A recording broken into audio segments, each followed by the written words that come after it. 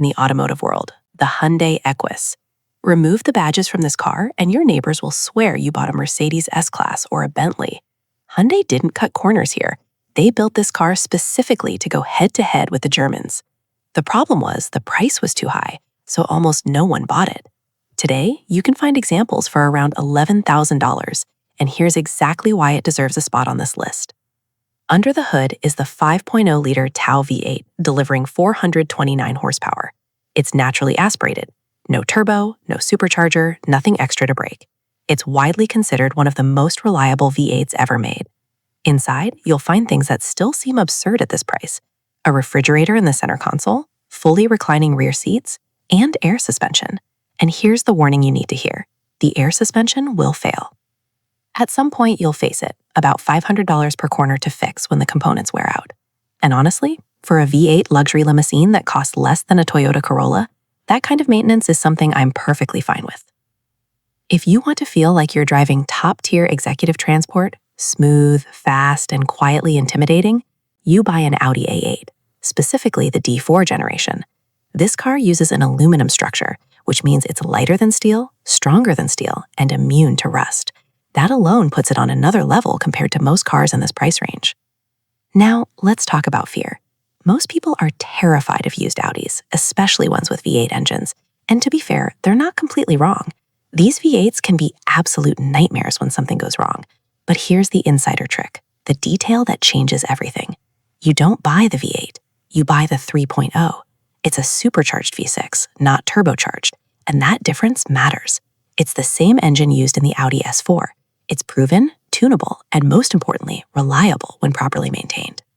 With that choice, you still get everything that makes the A8 special, the flagship presence, the massive and ultra-comfortable interior, and the legendary Quattro all-wheel drive, but you avoid the $10,000 turbo failures that can appear in the V8 versions. Mechanics will give you one main warning, and it's fair. Keep an eye on the PCV valve and the thermostat. They're plastic and tend to fail around 80,000 miles. Set aside about $1,200 for that repair. Plan ahead, and suddenly you're driving a luxury sedan that once cost $90,000 for around $14,000. That's not compromise, it's victory. And here's the best part. Almost no one knows what this car really is. That ignorance works in your favor. The same story applies to the Infiniti Q70L. And yes, the L means long wheelbase. This car has more rear legroom than a standard S-Class. Why is it so cheap? The interior design is a bit dated, and that scares buyers away. But mechanically, this car is a tank. If you're buying smart, choose the 5.6-liter V8. Strong, naturally aspirated, and brutally reliable compared to its European rivals. It's the same engine used in the Nissan Titan and the Nissan Patrol. It was designed to take abuse and keep running. It makes 420 horsepower, and it sounds like a real muscle car because it uses a traditional 7-speed automatic transmission. No CVT here. That alone completely changes the driving feel. And it drives very well. You can find V8 all-wheel drive versions for under $15,000, which sounds like a lie until you see the listings. This is the most reliable V8 luxury sedan you can buy that isn't a Lexus, and it's also the rarest car on this entire list. The Acura Corel X Sport Hybrid failed for one simple reason. Acura completely messed up the marketing. They made the car look boring, forgettable, like something for an old man. But underneath, it shares the same hybrid technology as the Acura NSX supercar. It uses a V6 driving the front wheels, plus 2 independent electric motors on the rear wheels. This setup creates true torque vectoring. It's not marketing, it's real mechanical grip. It corners like a Porsche, not like a luxury sedan. It makes 377 horsepower, accelerates from 0 to 60 in about 5 seconds, and still gets around 30 miles per gallon in the city. And because almost no one bought it new, prices collapsed. You get sophisticated LED headlights, a fully loaded interior, and classic Honda reliability for a fraction of the original price. The only real warning is parts availability. Because the car is rare, body panels can take weeks to arrive after an accident. A new bumper doesn't show up overnight. But mechanically, it's still a Honda. The drivetrain is nearly indestructible. It will last forever. Now, if your goal is pure comfort, if you just want to float down the road, then you want the Cadillac XTS. It replaced the old DeVille and DTS and was designed with one single priority: comfort. It comes standard with magnetic ride suspension.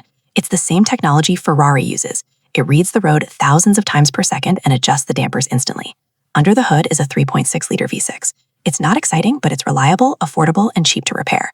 The one mechanically adjacent warning is the infotainment system. The screen in these cars is famous for delaminating and cracking over time, especially in hot climates. It ends up looking like a spider web spreading across the glass. Broken screen, replacement, $1,000 immediately. Now here's the professional trick. If you're looking at a used one, always touch the screen. If it doesn't respond properly, stop negotiating details and knock $1,000 off the price on the spot. No emotion, just facts. Volvo is famous for safety, but for a brief and slightly insane period, they wanted speed, real speed. So they did something unexpected. They hired Yamaha, the motorcycle company, to build a V8 engine. The result was the Volvo S80 V8. And that engine is truly special. It's compact, revs freely, sounds surprisingly close to a Ferrari, and against all expectations, it's reliable. The car itself is classic Volvo. Built like a tank, lots of steel, some of the best seats ever put in a car, and all-wheel drive.